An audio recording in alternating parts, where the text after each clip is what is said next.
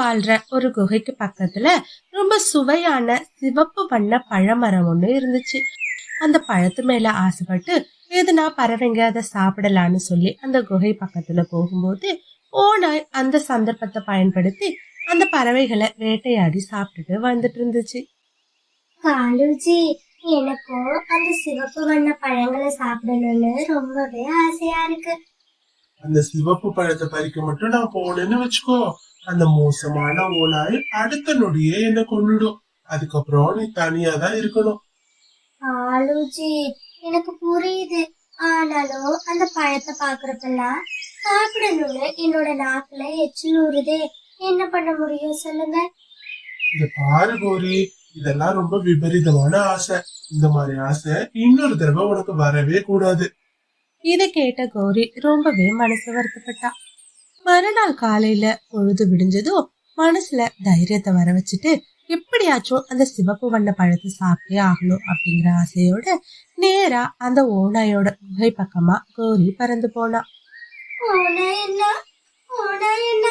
நான் தான் உங்களோட நண்பன் வந்திருக்கேன். காகம் இப்படி பேசுறத கேட்டு ஓநாய் தன்னோட குகையில இருந்து வெளியில வந்துச்சு. சி, காகமே, எவ்வளவு தைரியம் இருந்தா என்னோட நண்பன் ஆகணும்னு சொல்லி என்னோட குகைக்கு என்ன தேடி வந்திருப்பேன்.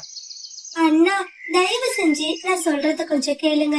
அதுக்கப்புறம் நான் உங்களோட நண்பனா இருக்கணுமா வேணாமாங்கிறத நீங்களே சொல்லுங்க.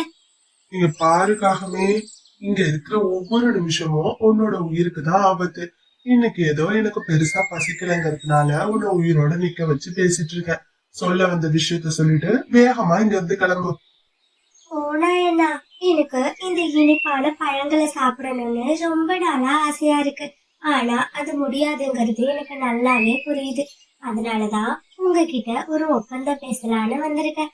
நீங்க மட்டும் இந்த இனிப்பான பழங்களை சாப்பிட அனுமதிச்சீங்கன்னா தினமும் ஒரு பறவைக உங்களுக்கு நான் இரையா கொண்டுட்டு வந்து தரேன்.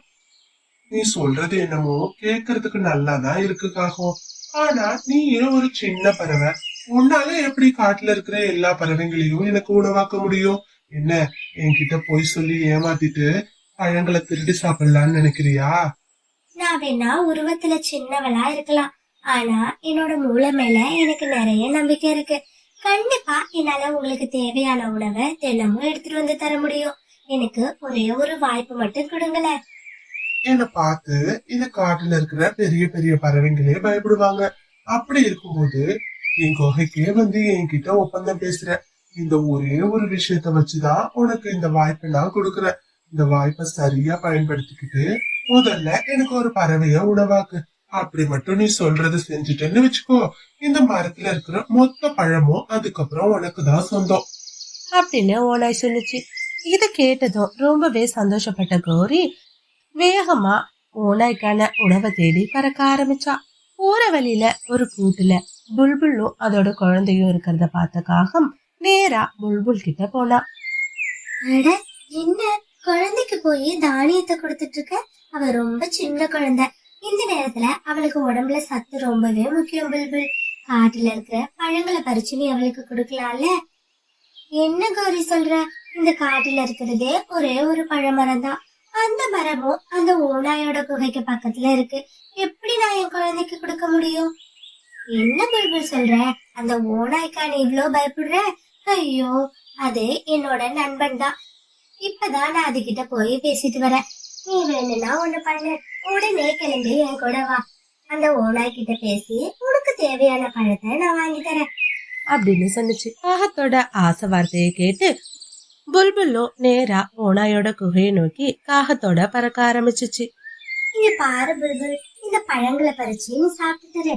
நான் குகைக்குள்ள போயிட்டு ஓநாய் கிட்ட எதுக்கும் ஒரு வார்த்தை சொல்லிட்டு வந்துடுறேன். ஏன்னா சொல்லாம பறிக்கிறோம்னா ஓநாய் நம்மள தப்பா எடுத்துக்க கூட வாய்ப்பு இருக்கு அப்படின்னு சொல்லிட்டு நேரா குகைக்குள்ள கௌரி போனா.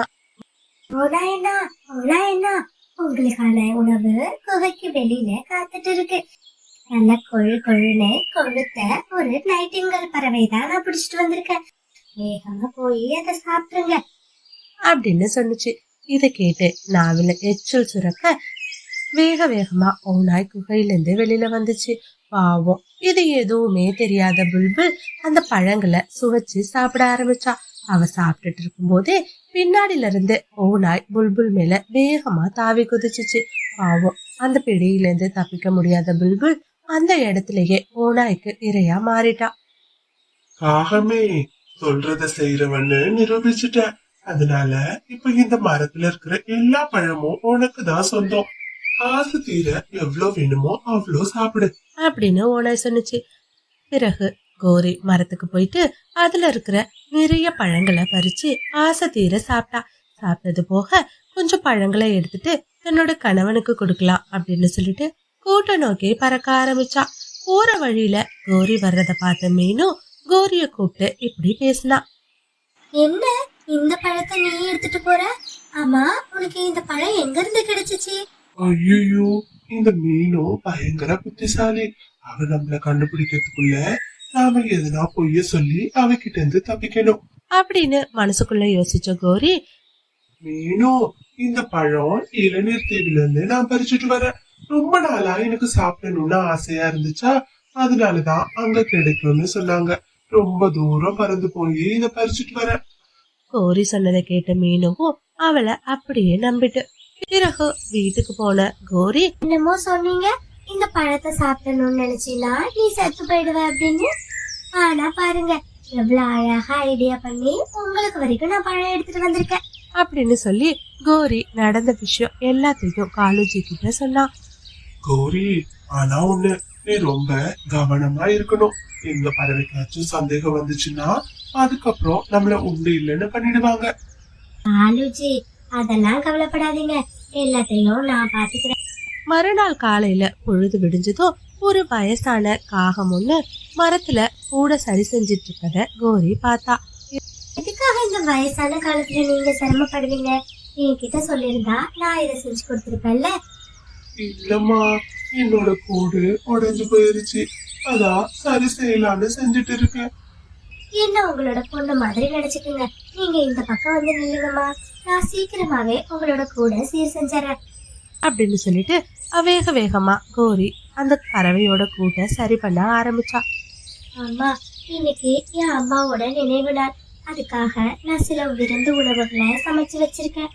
அதான் உங்களை பார்த்ததும் என் அம்மா ஞாபகம் வந்துருச்சு. நீங்க வந்து என்னோட வீட்டுல இருக்கிற அந்த உணவை சாப்பிட்டீங்கன்னா எங்க அம்மாவே சாப்பிட்ட மாதிரி இருக்கும். தயவு செஞ்சு என் கூட வாங்கம்மா. கோரியோட வார்த்தையை நம்பி அந்த வயசான பறவையும் கோரி கூட பறக்க ஆரம்பிச்சிச்சு. நேரா ஓனாயோட குகைக்கு பக்கத்துல போனதும் கோரி அந்த வயசான பறவைய அங்கேயே நிக்க சொன்னா. நீங்க இந்த இடத்துலயே நில்லுங்க, நான் குகைக்குள்ள இருக்கிற என்னோட நண்பனையும் விருந்துக்கு கூப்பிட்டு வரேன் அப்படின்னு சொல்லிட்டு நேரா குகைக்குள்ள போச்சு. அந்த உணவு உன்னோட குகை வாசல்லையே உனக்காக காத்துட்டு இருக்கு அப்படின்னு சொன்னதும் வேக வேகமா ஓநாய் அந்த காகத்து பக்கத்துல போனுச்சு. ஓநாய பார்த்த காகம் பயத்துல கத்த ஆரம்பிச்சிச்சு. மகளே, மகளே, தயவு செஞ்சு என்ன காப்பாத்து. ஒரு ஓனாய் என்ன சாப்பிட பாக்குது. அம்மா, நான் இங்கதான் இருக்கேன், எதுக்கும் பயப்படாதீங்க. என் அம்மா மாதிரின்னு சொல்லிட்டேன். என்னோட அம்மாவும் இன்னைக்குதான் இறந்து போனாங்க.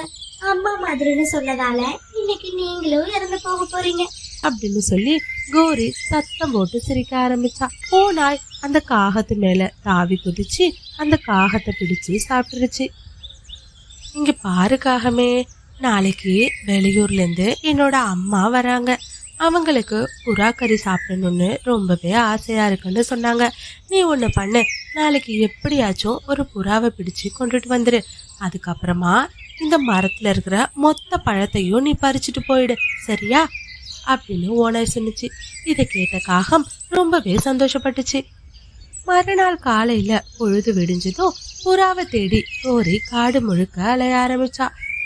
லூசி, உன்கிட்ட ஒரு விஷயம் சொல்லலான்னு தான் வந்தேன். உனக்கு தெரியுமா, நம்ம காட்டோட அந்த பக்கத்துல ஒரு பஞ்சு மிட்டாய் காய்க்கிற மந்திர மரம் இருக்கு. அந்த மரத்துல கொத்து கொத்தா நிறைய பஞ்சு மிட்டாய் காய்ச்சி தொங்கிட்டு இருக்கு. என்ன கோரி சொல்ற? பஞ்சு மிட்டாய் காய்க்கிற மரமா? ஆமா லூசி, அந்த மரம் நீ நினைக்கிற மாதிரி சாதாரண மரம் இல்ல, அது ஒரு மந்திர மரம். இப்பதான் நான் கேட்டேங்கிறதுக்காக எனக்கு 4 வண்ணத்துல பஞ்சு மிட்டாயை கொடுத்துச்சு. ஐயோ, அந்த சுவை எவ்வளவு அருமையா இருந்துச்சு தெரியுமா? லூசி, நீ சொல்றதெல்லாம் உண்மையா? என்ன லூசி இப்படி கேட்டுட்ட? சத்தியமா நான் சொல்ற எல்லாமே உண்மைதான். இப்பதான் நான் அதை பறிச்சு சாப்பிட்டுட்டு வரேன். நம்பிக்கை இல்லைன்னா நீ வேணும்னா என் கூட வந்து பாரு. லூசி, நீ சொல்றத கேக்குறப்போ எனக்கும் அந்த சுவையான பஞ்சு மிட்டாய சாப்பிடணும் போல இருக்கு. தயவு செஞ்சு என்னையும் உன் கூட கூட்டிட்டு போய. சரி லூசி, நீ ஆசைப்பட்டு கேக்குற, எப்படி முடியாதுன்னு சொல்ல முடியும்? ஆத்தங்கரையில தண்ணி குடிக்கலான்னு வந்த மீனும் லூசியும் கோரியும் பறந்து போறத பார்த்தா. மீனுக்கு அந்த பறவைங்க 2 பேர் மேலயும் சந்தேகமா இருந்துச்சு. எனக்கு என்னமோ அந்த கோரி மேல சந்தேகமா இருக்கு. எதுக்கும் இவங்கள கண்காணிப்போம், ஏதோ தப்பு பண்ற மாதிரி தெரியுது. மீனுவும் அந்த பறவைங்களை பின்தொடர்ந்து போக ஆரம்பிச்சா. இந்த மாதிரி ஸ்டோரிஸை தொடர்ந்து பார்க்கணுன்னு நினச்சிங்கன்னா மறக்காமல் சிட்டு பேர்ட் ஸ்டோரிஸ் சேனலை சப்ஸ்கிரைப் பண்ணுங்கள். கூடவே பக்கத்தில் இருக்கிற ஆல் சிம்பிளையும் ப்ரெஸ் பண்ணுங்க. ஸ்டோரி பிடிச்சிருந்தா லைக் பண்ணிவிட்டு உங்கள் ஃப்ரெண்ட்ஸ் கூடவும் ஷேர் பண்ணுங்கள். லூசி, நீ இந்த இடத்துலயே இரு. நான் போயிட்டு அந்த பஞ்சு மிட்டாய் மரத்தை பார்த்து என்னோட நண்பன் வந்திருக்கான்னு சொல்லிட்டு வந்துடுறேன். நான் அது என்னை யார்கிட்டயும் இந்த ரகசியத்தை சொல்லக்கூடாதுன்னு சொல்லிச்சு. திடீர்னு உன்னை பார்த்ததும் அது கோவப்பட்டு பஞ்சு மிட்டாய் எல்லாம் ஒழிச்சுக்கிட்டுனா என்ன பண்றது? ஆமா கௌரி, நீ சொல்றது என்னமோ சரிதான். நான் இந்த இடத்துலயே இருக்கேன். நீ வேகமா போயிட்டு வந்துரு. ஏன்னா இந்த குகைக்குள்ள ஒரு மோசமான ஓனாய் இருக்கு. அது நம்ம 2 பேரையும் பார்த்துச்சுன்னா சாப்பிட்டுரும் அப்படின்னு சொன்னா. சரி சரி, நீ சத்தம் போடாம இந்த இடத்துலயே இரு. நான் வேகமா போயிட்டு வந்துடுறேன். கேட்ட மாதிரியே உங்க அம்மாவுக்கான புறா விருந்த தயார் பண்ணிடு. ஏன்னா அந்த இறை உன் குகை வாசல்ல தான் நிக்குது. நேரா ஓனாய் புறாவை தாக்கலாம் அப்படின்னு சொல்லிட்டு அதுக்கு பின்னாடி அசையாம போயிட்டு இருந்தது. குகையிலிருந்து ஓனாய் வர்றத பார்த்த மீனும் புறாவை தான் பிடிக்க வருது அப்படின்னு யோசிச்சா. உடனே வேகமா லூசி, எப்படியாச்சும் தப்பிச்சு போயிடு. உன் பின்னாடி ஓனாய் வந்துட்டு இருக்கு. லூசி, வேகமா பறந்துரு அப்படின்னு சொல்லி கத்துனா. மீனுவோட குரலை கேட்டு வேகமா லூசி அந்த இடத்துல இருந்து பறக்க ஆரம்பிச்சிச்சு. ஏமாந்து போன ஓனாய் நேரா குகைக்குள்ள போய் இப்படி பேச ஆரம்பிச்சிச்சு. அந்த புறா என்னை ஏமாத்திட்டு இங்க இருந்து தப்பிச்சு போயிடுச்சு. என்ன நண்பா சொல்ற? ஐயோ, எப்படி திரும்ப நான் அந்த புறாவை போய் பிடிச்சிட்டு வர்றதுன்னு தெரியலையே. நண்பா, நீ ஒன்னும் கவலைப்படாத. இன்னைக்கு என்னமோ எனக்கு புறா கறி சாப்பிடுறதுக்கு கொடுத்து வைக்கலன்னு நினைக்கிறேன். அம்மாவுக்கு காக்காவோட கறியும் ரொம்ப பிடிக்கும்னு சொன்னாங்க. அதான் நீ இருக்கியே அப்படின்னு சொல்லிட்டு கோரி எதிர்பார்க்காத நேரத்துல வேகமா கோரி மேல பாஞ்சு ஓனாய் கோரிய தாக்க ஆரம்பிச்சிச்சு.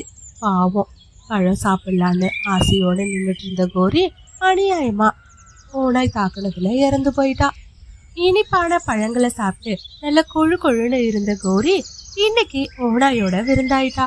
இதுக்குதான் அடுத்தவங்களுக்கு நாம ஒரு விஷயம் பண்ணணும்னு நினைச்சோம்னா அது நம்மளுக்கே வந்து சேரும்.